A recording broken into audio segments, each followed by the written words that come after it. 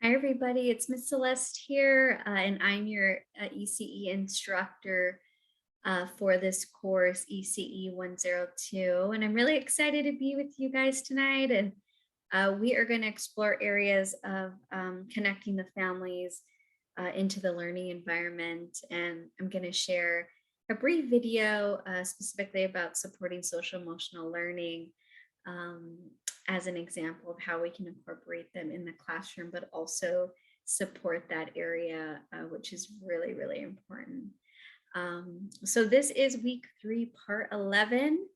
Um, I am just briefly going to go through some of the assignments. We have our reading and lessons videos that we need to accomplish, our discussion thread that we need to accomplish by Wednesday, and our replies are due Saturday.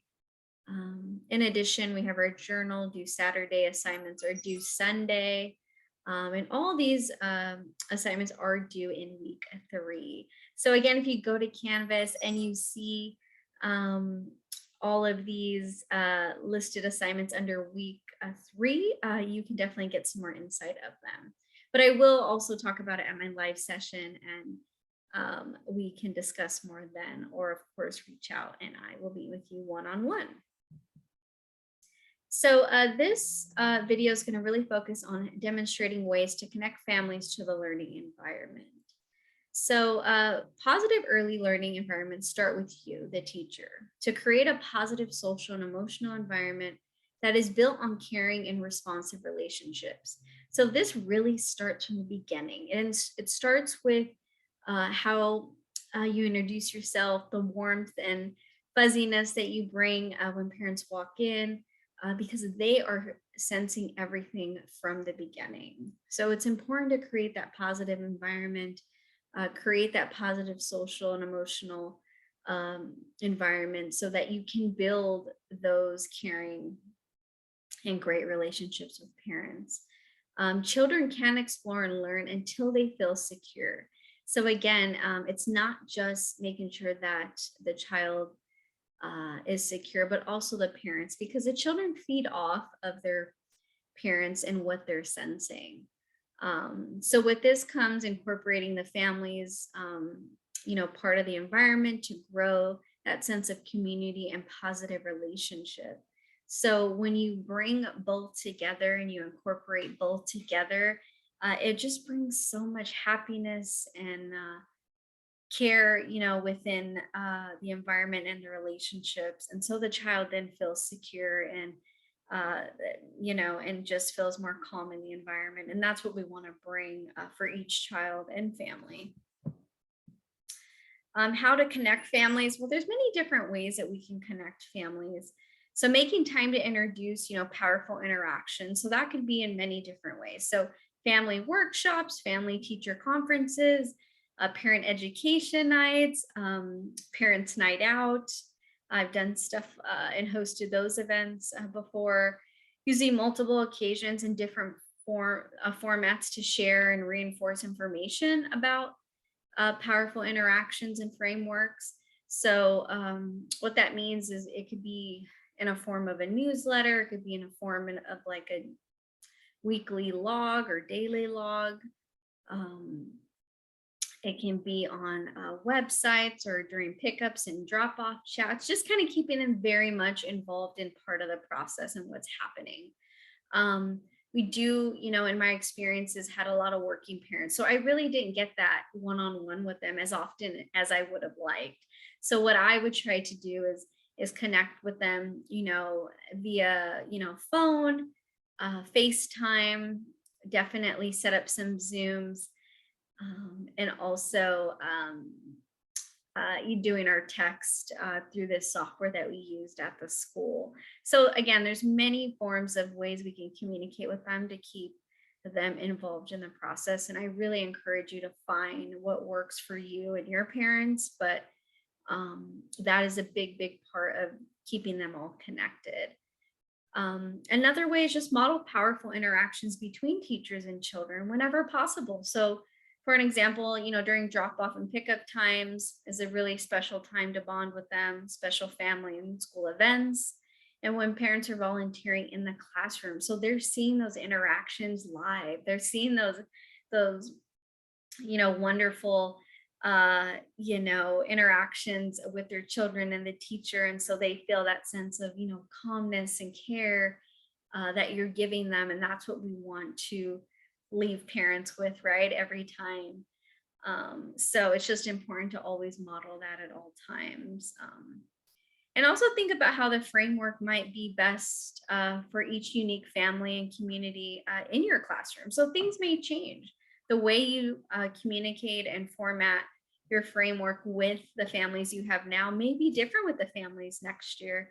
And that's okay. We really just want to connect and build that solid foundation. And we should definitely go to great lengths to do so. So if that means changing different ways of doing that, maybe having more family workshops or having more family conferences or having more virtual Zoom sessions, however it works, I think, it's super important to just kind of find what that is. Another, as I mentioned, is hosting family nights and education nights to involve them in the learning. That's always been super fun for me. So having families a part of the process and a part of education night, like having them share areas of their specialty or areas of interest, or even areas that they want to learn more about, and really just openly say that is very powerful, because you'd be surprised of how many people in the same room want to know the same thing or have the same questions. So I always encourage them to be involved that way, and it always just is such a great experience. When families are connected to the environment, they feel involved, they feel understood, they feel connected, they feel happy and willing to help, and they feel confident in a sense of responsibility to the outcomes. And these are just to name a few, because there's so many ways that families are connected to the environment and how it makes them feel, and how really important that is for us to understand that process of also what they're going through and what they're feeling. So having them so much connected and involved and happy, and really just building that sense of responsibility to the outcome, that makes them really want to work towards the same goal that we're working on. So keeping the environments consistent, working on whatever areas the teacher and the parents have discussed, and just keeping that consistent, and really just has positive outcomes, because children need that consistency to be successful, and especially young children who are learning so much and at such a rapid pace. It's important that we definitely keep that balance at both home and school. I do have a quick video of just engaging families with the social emotional aspect that I shared in the very, very beginning, and how connecting the families in the environment. And this is a way that, some classrooms will connect them in the classroom and bring them part of the process, because social emotional learning is something that is something we're learning every day, at every age, as they're growing and developing, and recognizing more of their skills and how everything is processed, and just everything as a whole. So let's watch this video and get some meaningful insight specifically on this topic.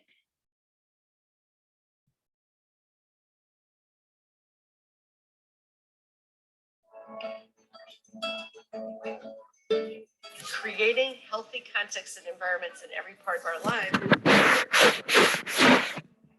Families can learn skills as adults that make the home environment more peaceful and productive, and can reinforce for children the skills that they're learning in school.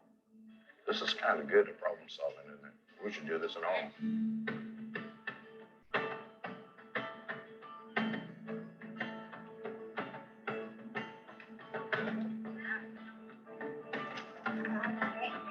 Thank you. We try really hard here to build relationships with families and to let them know all of the things that we're doing. Which one do you have there? That's fish by at recess. Oh, okay. so that their kids can know, okay, we're all a team, we're all working together, and everything that I'm teaching you goes along at home as well. Every time you have a problem, you have to think to yourself, how big of a problem is this, and how am I going to choose to respond? Once a month, we do a family social emotional learning lesson so that families can kind of see the things that their kids are learning in school. It's super powerful for parents to be able to see that you can teach kids to practice managing their emotions and using strategies to calm down and expressing themselves in expected and safe ways. How big of a problem is this, and how am I going to choose to respond? So why is it so important that you pay attention to the size of the problem? Why do we care? If it's a tiny problem, you react like how you're supposed to, not like act like it's a big problem. The family SEL lesson is presented in part to help the children practice the skills that they're learning in school, but they're also teaching the adults social and emotional management skills, which most of us need. We grew up at a time when this was not an explicit kind of teaching. We're all trying to figure it out, and parents and family members need these skills as much as little children do. So it's a brilliant way to help everyone develop their own social emotional capacities. So why is it so important that you pay? As educators at Lister, we feel that it's really important that these types of strategies are taught explicitly, just like we would teach math. And so it's really cool for families to be able to come in and see the things that their kids are learning so that they can manage themselves and their relationships. Someone is reading your library book without your permission. I felt like when I was going to school, they just kind of like shoved you through. Before school, you're playing outside and you lose your phone. Oh, what do you think? I think to be able to verbalize it and express in the right manner, I think that's very important. You gotta write it just like it says on the paper. This type of exercise is beneficial to everyone. I think it's really important for families to see that 9 and 10-year-olds can do this work and are doing this work, and that they can transfer it to daily life in and out of school. You can't find your pencil and you notice that someone took it. It's not a big deal because it's just a pencil. Dude, it's just a pencil. Go get another one. So that was a great video, just to emphasize the parts of how they applied some engaging tools for families, and they really focused on the social emotional learning, specifically for 10-year-olds. But again, in your classroom, there's so many other ways that we can engage families that I've shared. And what I really wanted you to take away is that building positive experiences build strong relationships. So we really want to incorporate that in our classrooms. We really want to incorporate that from the beginning with those parent interactions and connecting them to the environment.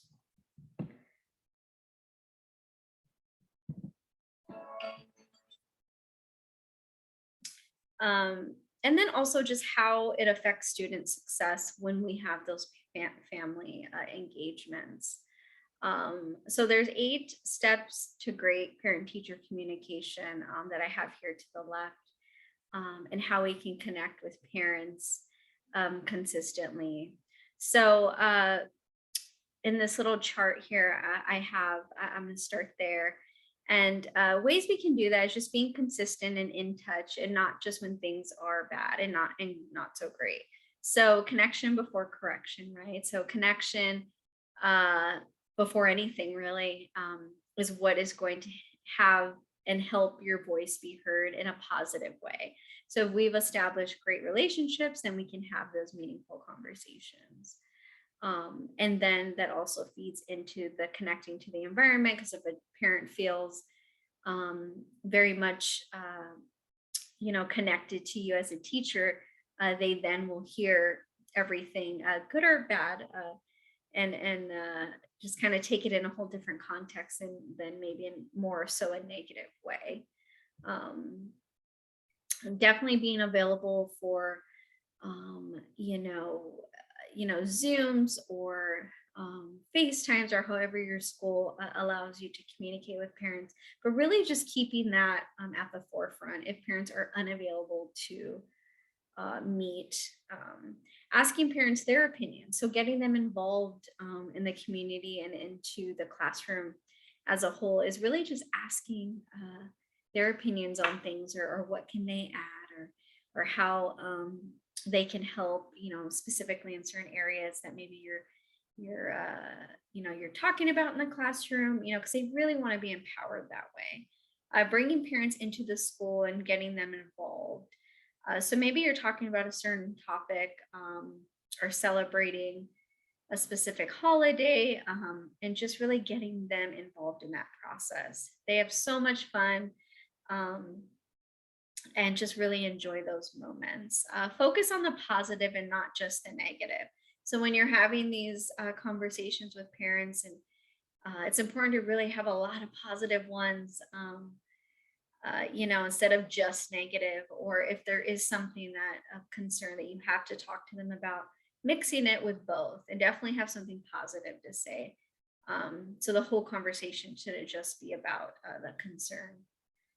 Um, and then involving the student in the communication with their parents. So again, depending on the age, obviously we would not have early childhood, like preschool age children, communicate and be a part of that conversation, but say older children that can communicate, so they feel kind of connected to the conversation, is pretty much what this is meaning.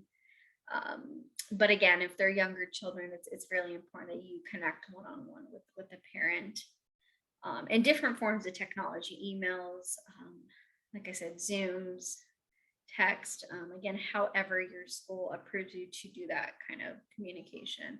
And then collaborate, find ways of common ground, so together you can build positive partnerships. So again, connecting the parents, to the classroom and the learning environment is very, very important, but ways and steps to do that can take lots of time. So I encourage you to do it from the very beginning, so you can have that time to build with them, because it really does affect, student success overall. Studies show, improvement in learning outcomes when parents are involved. Children have a sense of belonging and connected. Children do better on tests. Children feel more prepared and willing to participate. And their social emotional needs are met through building those positive relationships. So much positive comes out of having those partnerships. So I really encourage you to spend some time with parents and really trying to connect them to the environment. So lastly, I just want to say thank you. I hope you guys all have a great week. I hope this video was very insightful. If you have any questions, please reach out. Our next stop would be part 12 of week 3. And please remember your hands-on training hours this week, and also reflections are due Sunday for extra credit, and that is after a live session. Reflection is what it's pertaining to. And again, reach out if you have any questions. So thank you so much, and have a great day.